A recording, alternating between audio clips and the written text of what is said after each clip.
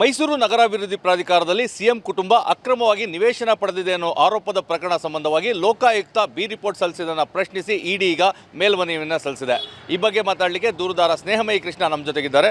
Sir, ತಾವು ಸಹ ಮೇಲ್ಮನವಿಯನ್ನು ಸಲ್ಲಿಸಿದ್ರಿ ಸಿದ್ದರಾಮಯ್ಯ ಪ್ರಕರಣದಲ್ಲಿ ಬಿ ರಿಪೋರ್ಟ್ ಸಲ್ಲಿಸಿದ್ದನ್ನು. ಇದೀಗ ಇಡಿ ಸಹ ಮೇಲ್ಮನವಿಯನ್ನು ಸಲ್ಲಿಸಿರುವಂಥದ್ದು. ಸರ್, ಮಾನ್ಯ ಜನಪ್ರಿಯ ವಿಶೇಷ ನ್ಯಾಯಾಲಯ ಏನು ಲೋಕಾಯುಕ್ತ ತನಿಖಾರಳಿ ಸಲ್ಲಿಸಿದಂಥ ಬಿ ಅಂತಿಮ ವರದಿಯನ್ನು ಅಂಗೀಕರಿಸಿ ಆದೇಶ ಮಾಡಿದ್ರು. ಆ ಆದೇಶನ ಪ್ರಶ್ನೆ ಮಾಡಿ ನಾನು ಈಗಾಗಲೇ ಮಾನ್ಯ ಉಚ್ಚ ನ್ಯಾಯಾಲಯದ ಮೇಲ್ಮನವಿ ಸಲ್ಲಿಸಿದೆ. ಸೊ ಈಗ ಜಾರಿ ನಿರ್ದೇಶನ ಕೂಡ ಮೇಲ್ಮನವಿ ಸಲ್ಲಿಸಿದ್ದಾರೆ ತಿಳಿದು ಬಂದಿದೆ.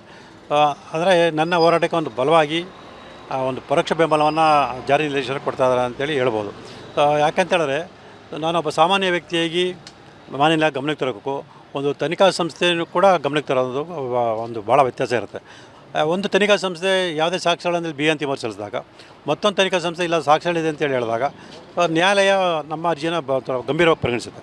ಆ ಹಿನ್ನೆಲೆಯಲ್ಲಿ ಏನು ಜಾರಿ ನಿರ್ದೇಶನ ಅರ್ಜಿ ಸಲ್ಲಿಸಿದರೆ ಹಾಗಾಗಿ ಮಾನ್ಯ ಉಚ್ಚ ನ್ಯಾಯಾಲಯ ಎರಡೂ ಅರ್ಜಿಗಳನ್ನು ಅಂದರೆ ನಾನು ಸಲ್ಲಿಸಿರೋದ ಮೇಲ್ಮನವಿಯನ್ನು ಮತ್ತು ಈಗ ಜಾರಿ ನಿರ್ದೇಶನ ಸಲ್ಲಿಸಿದ ಮೇಲ್ಮನವಿಯನ್ನು ಪರಿಗಣಿಸಿ ಏನು ಜನಪ್ರಿಯ ವಿಶೇಷ ನ್ಯಾಯಾಲಯ ಆದೇಶ ಮಾಡಿದರೆ ಆ ಆದೇಶವನ್ನು ರದ್ದುಪಡಿಸಿ ಸಿದ್ದರಾಮಯ್ಯ ವಿರುದ್ಧ ಏನು ಆರೋಪ ಮಾಡಿದ್ದೀವಿ ಅದನ್ನು ಸಾಬೀತುಪಡಿಸೋಕೆ ಒಂದು ಅವಕಾಶ ಮಾಡಿಕೊಡುತ್ತೆ ಅಂತೇಳಿ ಸಂಪೂರ್ಣ ಭರವಸೆ ನಮಗಿದೆ. ಈಗ ತಾವು ಮೇಲ್ಮನವಿ ಸಲ್ಲಿಸಿರುವಂಥದ್ದು ಯಾವ ನ್ಯಾಯಾಲಯಕ್ಕೆ ಮತ್ತು ಇಡಿ ಅವರು ಯಾವ ನ್ಯಾಯಾಲಯಕ್ಕೆ ಮೇಲ್ಮನವಿ ಸಲ್ಲಿಸಿದ್ದಾರೆ? ಅಲ್ಲ, ಇಬ್ಬರು ಉಚ್ಚ ನ್ಯಾಯಾಲಯಕ್ಕೆ ಸರ್.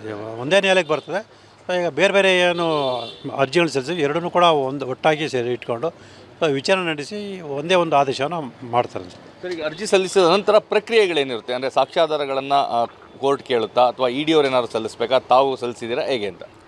ಸರ್, ಈಗ ನನ್ನ ಅರ್ಜಿಯನ್ನು ಪರಿಗಣಿಸಿ ಆಗಲೇ ಎದುರುದಾರರಿಗೆ ಒಂದು ನೋಟಿಸ್ ಜಾರಿ ಮಾಡೋಕ್ಕೆ ಆದೇಶ ಮಾಡಿದರೆ, ಈಗ ಏನು ಜಾರಿ ನಿರ್ದೇಶಕರು ಒಂದು ಅರ್ಜಿಯನ್ನು ಸಲ್ಲಿಸಿದರೆ ಅದನ್ನು ಕೂಡ ಪರಿಗಣಿಸಿ ಎದುರುದಾರಿಗೆ ಒಂದು ನೋಟಿಸ್ ಜಾರಿ ಮಾಡುವಂಥ ಒಂದು ಪ್ರಕ್ರಿಯೆ ನಡೀತೆ. ಆ ನೋಟಿಸ್ಗಳೆಲ್ಲ ಜಾರಿ ಆದ ನಂತರ ಒಂದು ವಿಚಾರಣಾ ದಿನಾಂಕವನ್ನು ನಿಗದಿ ಮಾಡಿ ತಕರಾರು ಅರ್ಜಿಯನ್ನು ಸಲ್ಲಿಸೋದಕ್ಕೆ ಏನು ಎದುರುದಾರರಿಗೆ ತಕರಾರು ಅರ್ಜಿ ಸಲ್ಲಿಸೋಕ್ಕೆ ಒಂದು ಅವಕಾಶ ಮಾಡಿಕೊಡಿದ್ರೆ ಆ ತಕರಾರು ಅರ್ಜಿ ಸಲ್ಲಿಸಿದ ನಂತರ ವಾದ ವಿವಾದಗಳು ನಡೀತೆ. ಸೊ ಯಾವ ಆಧಾರದ ಮೇಲೆ ನಾವು ಅರ್ಜಿಯನ್ನು ಸಲ್ಲಿಸಿದ್ದೀವಿ, ಸೊ ನಮ್ಮ ಆರೋಪಕ್ಕೆ ಪೂರಕವಾಗಿ ಯಾವ ಸಾಕ್ಷ್ಯಗಳಿದೆ, ಸೊ ಮಾನ್ಯ ಜನಪ್ರಿಯ ವಿಶೇಷ ಯಾವ ಅಂಶಗಳನ್ನು ಪರಿಗಣಿಸಿದೆ ಆ ಒಂದು ಬಿ ಅಂತಿಮನ ಒಂದು ಅಂಗೀಕರಿಸಿ ಆದೇಶ ಮಾಡಿದೆ. ಸೊ ಇವೆಲ್ಲವನ್ನು ಸವಿವರವಾಗಿ ಒಂದು ಮಾನ್ಯ ಉಚ್ಚ ನ್ಯಾಯಾಲಯ ಗಮನಕ್ಕೆ ತಂದಾಗ ಸೊ ಮಾನ್ಯ ನ್ಯಾಯಾಲಯ ಒಂದು ತೀರ್ಪನ್ನು ಕೊಟ್ಟು ಸೊ ನಮಗೆ ಒಂದು ಅವಕಾಶ ಕೊಡ್ತದೆ ಅಂತ